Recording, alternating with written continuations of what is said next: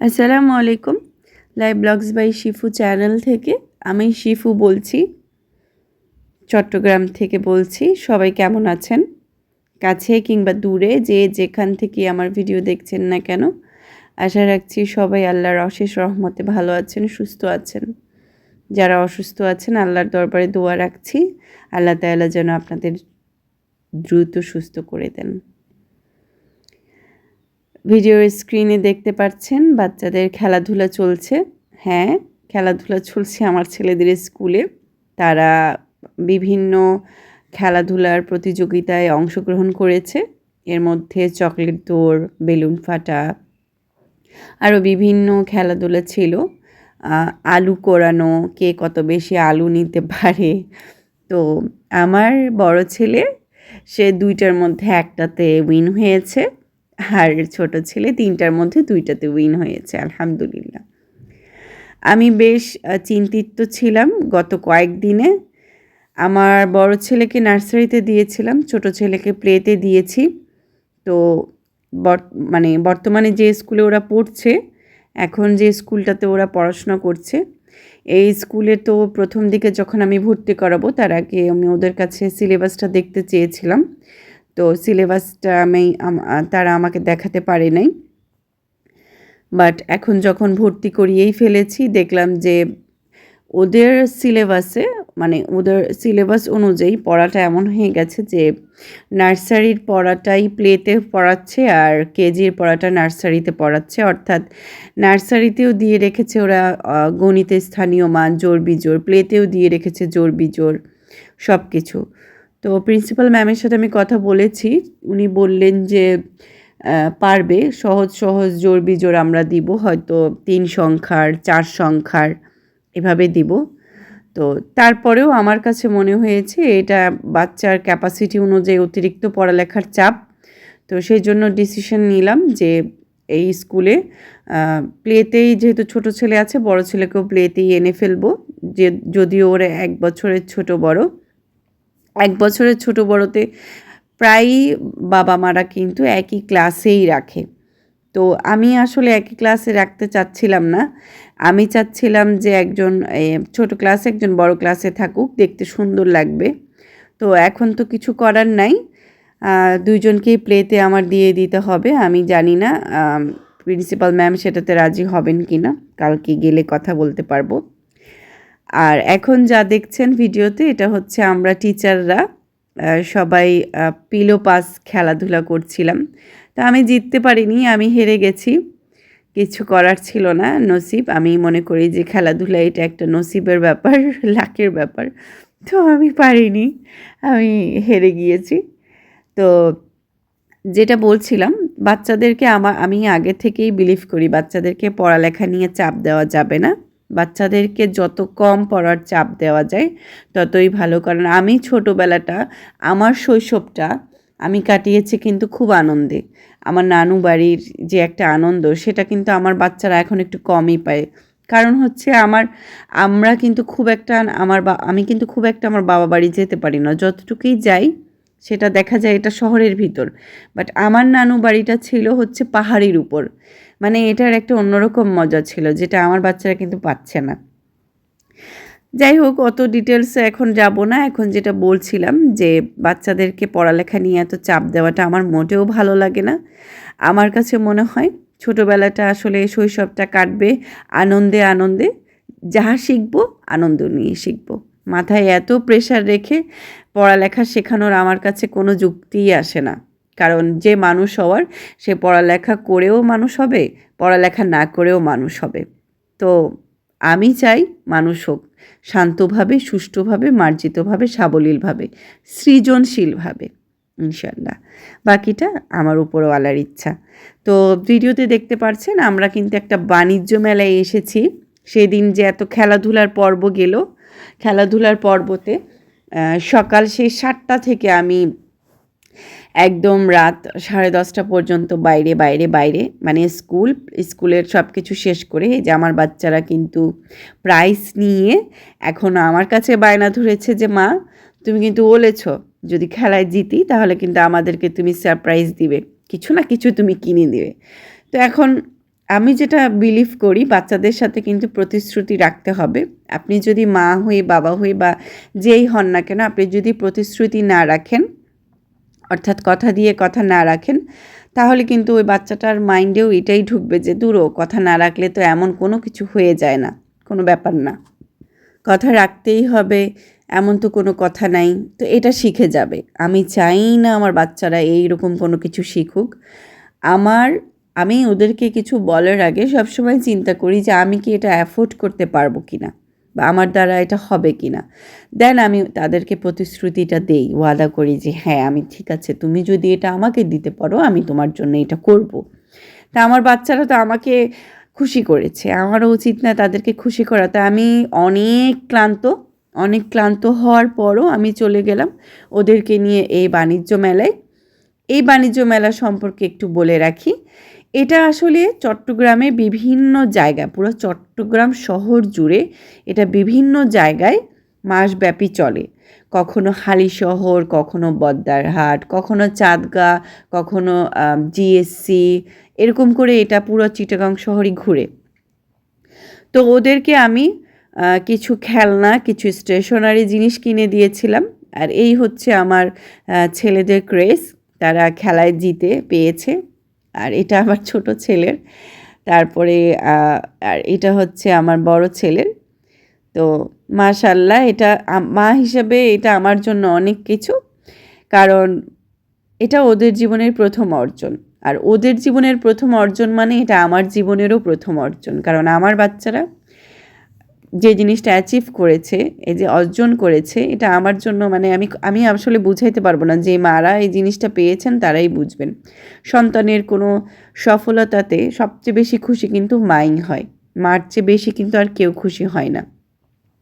তো দোয়া রাখবেন, দোয়া করবেন। আর এই যে আমার ছোট ছেলে, আমি তো বিজি ছিলাম, খাতা দেখছিলাম, আর আমার ছোট ছেলে এখানে ও খেলাধুলা করছে। ওর ক্লাসটা 11টার থেকে শুরু হয়, আর এখানেও এক্সট্রা কারিকুলাম ক্লাস করছে, অর্থাৎ বর্ণ চিনতে পারছে কিনা, বর্ণ চেনে কিনা, সেইটাই আসলে সবাইকে নিয়ে দেখা হচ্ছে যে কে কতটুকু পারছে। আর আমার কাছে মনে হয় ওই যে বলেছিলাম, খেলার ছলে, খেলার মাধ্যমে যদি পড়ালেখাটা আপনি দিতে পারেন, বোঝাতে পারেন, তাহলে কিন্তু সেইটা প্র্যাকটিক্যালি বাচ্চাদের মাথায়, বাচ্চাদের ব্রেইনে ভালো করে বসে থাকবে, সারা জীবন মনে থাকবে। তো এই জিনিসটা আমার কাছে খুব ভালো লাগে আমাদের স্কুলের এই যে এক্সট্রা কারিকুলাম ক্লাসগুলো। বাট ওই যে পড়ার চাপটা বেশি, সেটা আসলে আমার কেন জানি ভালো লাগে নাই, কারণ এত ছোট ক্লাসে এত কঠিন কঠিন পড়া আমার কাছে, এটা আমি মেনে নিতে পারছিলাম না। পড়ালেখা তো করতেই হবে, পড়ালেখা ছাড়া কি কোনো মানুষ আছে, থাকবে, হবে না। আমি করেছি, ওর বাবা করেছে, আমার মা বাবা করেছে, তা আমার বাচ্চাদেরও করতে হবে। কিন্তু আমি চাই না যে একটা মেন্টাল প্রেশার নিয়ে, একটা মানসিক চাপ নিয়ে ওদের ছেলেবেলাটা কাটুক বা বড় হোক। এখানে দেখেন আমার বাচ্চারা দুপুরে ঘুমিয়েছে, শীতকাল তো যাচ্ছে বিদায় নিয়ে চলে যাচ্ছে, আর গরমকাল আসেও নাই, তার আগে আমার ছেলেরা ঘুমাচ্ছে। আর দেখেন কীভাবে ঘামতেছে, মানে আমি ওদের ঘাম মুছবো না কি করব আমি নিজেও বুঝি না। আমাদের কিন্তু এসি নাই, এখনও আমরা কিনি নাই, কারণ এসির বাতাসটা আমাদের কারোই সহ্য হয় না, শুধু আমার জামাইয়েরই সহ্য হয়, আর কারো সহ্য হয় না। আমরা তিনজনই মন্টিলুকাস্ট ফ্যামিলি, অর্থাৎ আমি, আমার 2 ছেলে, মানে মন্টিলুকাস্ট আমাদের কন্টিনিউ শীতে খেতে হয়েছে, আর গরমে খুব গরম পড়লে তখন খেতে হয়। তো এসির বাতাস, ডাস্ট অ্যালার্জি, কোল্ড অ্যালার্জি, এগুলো আমাদের আছেই। এই যে এখন যে দৃশ্যটা দেখতে পাচ্ছেন, খুব সুন্দর একটা দৃশ্য। বন্ধু বোঝে আমাকে, বন্ধু তুই সব, এই যে শৈশবটা দেখেন, 3 বন্ধু গলায় গলায় হাত দিয়ে বাসায় চলে আসতেছে। সো এটা বৃহস্পতিবারের ভিডিও ছিল, আমরা একসাথেই চলে আসি। তো এগুলো কিন্তু আমার স্টুডেন্ট, আমি কিন্তু প্লেয়ের বাচ্চাদেরও পড়াই। তো আমার স্টুডেন্ট, প্লেয়ের ক্লাসটা আর কি পুরোটাই আমিই নেই। তো এই হচ্ছে আমার স্টুডেন্টগুলো খুব লক্ষ্মী, মাশাআল্লাহ। দোয়া করবেন সবগুলো বাচ্চাই যেন, আল্লাহর দরবারে দোয়া করবেন যেন ভালো থাকে, আল্লাহ যেন নেক হায়াত দান করে সুস্থ থাকেন। আর এখন তো দেখতেই পাচ্ছেন আমি এই ঝুড়িটা আজকে পরিষ্কার করবো। এটা কিন্তু আজকে ফ্রাইডের এই ঝুড়ি আজকে অনেক কাজ মানে এটা ফ্রাইডের আজকে শনিবার, সরি আমি ভয়েস দিচ্ছি শনিবারে। অনেক কাজ পড়ে রয়েছে যেহেতু সবে বরাত। তো বেগুনের তরকারি বসিয়েছি, খিচুড়ি, মুরগির মাংস এগুলোও রান্না করব। আস্তে আস্তে প্রসেস করছি। আজকে যেহেতু একটু পরিষ্কার পরিচ্ছন্নতার কাজ আছে, এই সেলফটা পরিষ্কার করব, প্লাস ওই রেড কালার সেলফটাও পরিষ্কার করব। যেহেতু এখন স্কুল করি, এত বেশি টায়ার্ড থাকি, আর ছোটো মানুষ, ছোটো বাচ্চা, এরা আসলে কথা শুনতে চায় না, খেলার ছলে থাকে, গল্প করতে থাকে, দুষ্টুমি করতেই থাকে। একটু একটু বকা না দিলে কিন্তু আবার একদম মনোযোগী হবে না। একেবারে বেশি আদর করে ফেললেও কিন্তু মাথায় উঠে যাবে। আর এই যে দেখেন হালকা পাতলা রোদ ওঠা শুরু হয়েছে, এখনও কিন্তু গরমকাল আসেনি। তারপরও মাশাআল্লাহ সকাল দিকে আমার মাস্টার বেডে ভালোই রোদ আসে। এই যে মানে ভালোই রোদ ঢুকে যায়। তো আমি সেজন্য আজকে একটু জানালা খুলে দিয়েছিলাম। জানালা খোলার পর, সরি শুক্রবারে আর কি, জানালা একটু খুলে দিয়েছিলাম। আমি আসলে ভিডিও সব একসাথে জমা করে রাখি, তো কোনটা কোন দিন আমি ওটা মিক্সড হয়ে যায়। তো আপনারা আজকে বললে বুঝে নেবেন ওইটা আজকেই, মাফ করবেন। তো যাই হোক, এই যে রোদটা যে ঢুকছে আমার কাছে বেশ ভালো লাগছিল, কারণ ফার্নিচারগুলো, বালিশগুলো ফুরফুরা হয়ে যাবে। রোদটা ভীষণ ভীষণ জরুরি একটা ঘরের জন্য। আর এখানে দেখেন আমি তো আমার রুমে ছিলাম, আর এই রুমে ওরা নামাজ পড়ছে, বাপ আর ছেলে। বড় ছেলেটা ওই রুমে মেবি কার্টুন দেখছিল টিভিতে। হ্যাঁ, ও পড়ছিল না বড় ছেলেটা, ও যে কার্টুনের পোকা। আর এখানে আমার ছোট ছেলেটা একটু বেশি না, একটু বেশি মানে অনেক বেশি দুর্বল সে বাবার প্রতি। বাবা যা করে বাবার, এই যে বাবাকে চুমু দিচ্ছে। ওর ওর মানে একটা এক্সট্রা অর্ডিনারি মানে মায়া কাজ করে ওর বাপের প্রতি। ওর বাপ হচ্ছে ওর জান, ও বাবার সাথে নামাজ পড়তেছে। তো খুব বেশি মানে মায়া লাগে। আমার ছোট ছেলেটা কিন্তু আবার দুষ্টুও অনেক, চঞ্চলও অনেক, মানে খুব বকা খায়, মাইরও খায় ও। কিছু করার নাই, আমি আসলে মেজাজ ঠিক রাখতে পারি না। ও এত দুষ্টামি করে, কখনো পানি ফেলে দেয়, কখনো টিফিন ফেলে দেয়, কখনো দেয়ালে আঁকাআঁকি করে, যেগুলো আমার আসলে সত্যি কথা আমার পছন্দ না। যত যাই হোক, ম্যানার শিখতে হবে, ম্যানার ছাড়া হবে না। এগুলো জানতে হবে, তোমার ঘর বাড়ি কীভাবে তুমি গুছিয়ে রাখবে, কীভাবে কী করবে, এগুলো জানতে হবে। ছোটোবেলা থেকেই যদি আপনি এগুলো না শেখাতে পারেন, বড় হয়ে আর পারবেন না। তো আজকে আমি, এটা আজকে শনিবারের সকালের ভিডিও। আজকে আমি অনেক দিন পর, মানে আমার বড় ছেলের পরোটাটা এত ফেভারিট, তো বড় ছেলের দিকে চিন্তা করলাম যে আজকে মাইন্ডটা একটু ফ্রেশ আছে, আজকে একটু আমি ওকে পরোটা বানিয়ে দিই। একবারে 5 দিনের জন্য বানিয়ে রাখি, তো 1 কেজি আটা পুরাটাই আমি বানিয়ে রাখলাম। 5 দিন 7 দিন যে কয়দিন যায় আর কি, তো ওদের জন্য বানিয়েছি। আবার আমি তো একটু পাউরুটি খাই, পরোটাও খাই, তো বানিয়ে রাখলাম। কষ্ট হয়েছে, আজকে কাজের চাপ একটু কম ছিল, তো বানিয়ে রাখার পরে বলছিল যে মা একটা ভেজে দাও, আমার খুব ফেভারিট। কী বানাচ্ছ?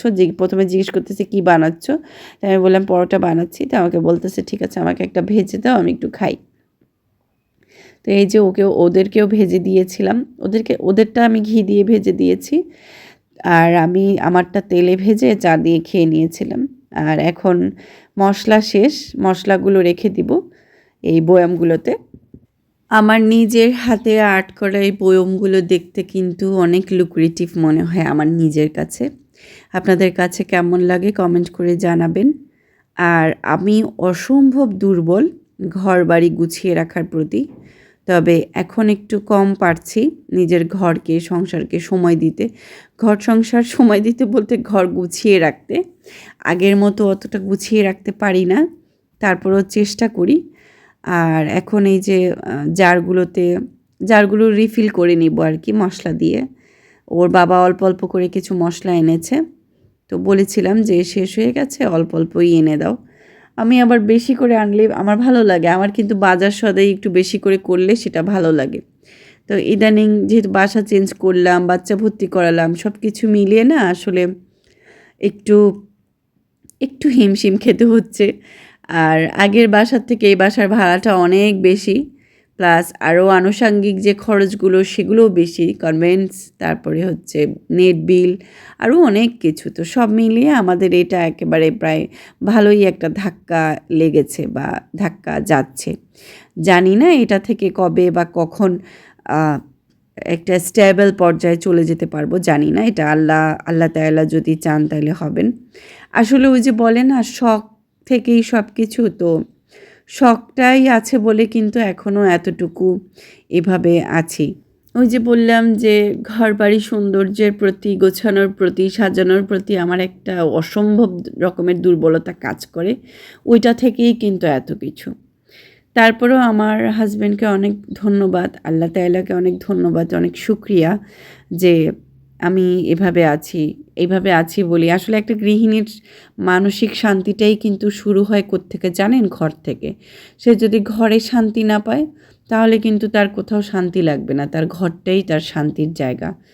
তো ওই বিষয়টাই আসলে যে আমার মানসিক হেলথটা যখন আমি চিন্তা করি যে আমি কিভাবে ভালো থাকবো, আমার কাছে মনে হয় এইটাই সব কিছু। গ্যাঞ্জাম থাকলে, মানসিক যদি শান্তিটাই না থাকে, তাহলে কিন্তু কোনোভাবে আমি নিজেকে আসলে উপরের দিকে উঠাতে পারবো না, এগিয়ে যেতে পারবো না জীবনে। তো এই তো মুরগির মাংস রান্না করছি, আজকেও মুরগির মাংসই রান্না করছি। আর বাবুরা খিচুড়ি খেতে চেয়েছিল। গতকালকে অবশ্য খিচুড়ি রান্না করিনি, গতকালকে আমি ভাত রান্না করেছিলাম, সরি, তখন আমি একটু ভুল বলেছি। আজকে খিচুড়ি রান্না করছি। ওই যে বললাম ভিডিও কিন্তু অনেকগুলো করে রাখি, কিন্তু মিক্সড আপ হয়ে যায়, আপনারা একটু বুঝে নেবেন। আর যেহেতু এটা লাইফস্টাইল ব্লগ, ডেইলি ব্লগ, চেষ্টা করি আমি আসলে আমি যেভাবে দিনকাল কাটাচ্ছি, আমার দিন যেভাবে যাচ্ছে, সব কিছুই আপনাদের সাথে কম বেশি শেয়ার করার। আর অনেকেই তো ভালোবাসা দিয়েছেন, আপনাদেরকে অসংখ্য ধন্যবাদ। আপনাদের জন্য, আপনাদের প্রতি আমি অনেক কৃতজ্ঞ যে আমাকে এত দূর এতটুকু ভালোবাসা দিয়েছেন। আর আমার কাছে একটা জিনিস কি মনে হয় জানেন? যে আমাকে আপনি কেন দেখবেন যদি আমি একটা কোয়ালিটিফুল ভিডিও না দিতে পারি? আমাকে কোয়ালিটিফুল ভিডিও দিতে হবে। যদি আমি কোয়ালিটিফুল ভিডিও দিতে পারি, আপনাদের বেনিফিট হয় এমন কোনো ভিডিও যদি আমি দিতে পারি, অর্থাৎ বেনিফিশিয়াল কোনো ভিডিও যদি আমি দিতে পারি, তাহলেই কিন্তু আপনারা দেখবেন। যেমন আমি অনেক আপুর অনেক কিছুই সার্চ করে দেখি, আমার যখন যেটা প্রয়োজন হচ্ছে সেটা দেখতে গিয়ে যদি দেখি যে আপুটার ঘর খুব গোছানো, খুব সুন্দর, উনি এভাবে ওনার সংসারটাকে চালাচ্ছে, এভাবে করতেছে, ওগুলো কিন্তু আমার কাছে ভালো লাগে, আমি দেখি কিন্তু। তা সেম জিনিস আর কি, আমি যদি আপনাদেরকে কোয়ালিটিফুল মানে ভিডিও না দিতে পারি, আপনারা কেন দেখবেন? তাই না? দেখবেন না তো। তো আমি চেষ্টা করি, আমার চেষ্টাটাকে আপনারা সমর্থন করবেন। আপনাদের সাপোর্ট ছাড়া আমি কিন্তু কিছুই না। আমি অলওয়েজ যেটা বলে আসছি যে আপনাদের সাপোর্ট ছাড়া আমি আসলে কিছুই না। আপনাদের এই সাপোর্টটাই আমার জন্য অনেক কিছু। আর নতুন করে আবারও বলতে চাচ্ছি, আমার এইরকম ডেইলি ভ্লগ যারা দেখতে পছন্দ করেন, যারা ভালোবাসেন, তারা চাইলে আমার চ্যানেলটিকে সাবস্ক্রাইব করতে পারেন। আজকের ডেইলি ভ্লগটা যদি আপনাদের কাছে ভালো লেগে থাকে, ফ্রেন্ডস অ্যান্ড ফ্যামিলির সাথে শেয়ার করতে পারেন। পুরো ভিডিওটাই যে আমার ভালো লাগছে বা লাগবে সবার, তা কিন্তু না, তবে কিছুটা অংশ তো আপনাদের ভালো লাগছে, কিছু না কিছু হয়তো পুরো ভিডিওর থেকে ভালো লাগছে। সেই একটু ভালো লাগার জন্য হলেও কিন্তু প্লিজ চ্যানেলটাকে সাবস্ক্রাইব করবেন, একটা লাইক দেবেন, কমেন্ট করবেন, ভালোবাসা দিয়ে যাবেন। মনে রাখবেন, অন্যের জন্য যদি ভালো কিছু চিন্তা করেন, আল্লাহ তাআলা আপনার জন্যও কিন্তু ফেরেশতাদের দিয়ে ভালো কিছুই করাবেন, ভালো কিছুই দেয়াবেন। আমি যেটা বিলিভ করি আসলে, যে আমার দিক থেকে আমি চেষ্টা করি সবাইকে আসলে ভালো রাখতে, ভালো করতে, সবার ভালো চাই আমি। আল্লাহ যেন সবাইকেই ভালো রাখেন, সবার যেন ভালোটাই হয়, আমি দোয়া করি। খুব ভালো মানুষ আমি তা কিন্তু না, তবে ভালো হয়ে চলার চেষ্টা করি, এই তো। আর এই যে আমি র্যাকটা যে গতকালকে পরিষ্কার করেছিলাম, দেখেন কত নতুন লাগছে। আর আজকে তো মশলাগুলো রিফিল করে নিলাম, তারপর সাজিয়ে নিলাম। কেমন লাগছে জানাবেন। রান্নাঘরের কিছু কিছু জিনিস, কিছু কিছু জায়গা আমার খুব পছন্দের, তার মধ্যে এই কর্নারটাও একটা আমার খুব পছন্দের জায়গা, কারণ ওইখানে রান্না করতে করতে যখন আমি পরিপাটি এই সেলফটা দেখি, আমার কাছে ভীষণ ভালো লাগে। তো রিফিল করার পরেও কিছু মরিচের গুঁড়া, ধনিয়া গুঁড়া রয়ে গিয়েছিল, সেগুলো আমি আবার রিফিল করে নিচ্ছি। একদম মেইন যে মশলার জার আমার, বা মশলা বাটি বলেন, মশলা দানি বলেন, যেটাই বলেন না কেন, সেটাতে আবার রিফিল করে নিচ্ছি। আর রিফিল করতে করতে আপনাদের সাথে সব শেয়ারও করছি। আজকে বিকালে ওর বাবা একটু পাকোড়া খেতে চেয়েছে, তো সেই জন্য ম্যাজিক মশলা নিয়ে এসেছে। দেখি বিকালে যদি আমার মন মাইন্ড ভালো লাগে তাহলে বানাবো। আমি আসলে খুব অলস, আমার কাজ করতে খুব আলসামি লাগে, কিন্তু ঘর গুছাতে আলসামি লাগে না। ঘর পরিষ্কার পরিচ্ছন্নতার ক্ষেত্রে আমার কোনো আলসামি কাজ করে না। তো দেখতে দেখতে ভিডিওটা শেষ পর্যায়ে চলে এসেছে। সবাই ভালো থাকবেন। আগামী ভিডিও দেখার আমন্ত্রণ জানিয়ে আমি আজকে এখান থেকেই বিদায় নিচ্ছি।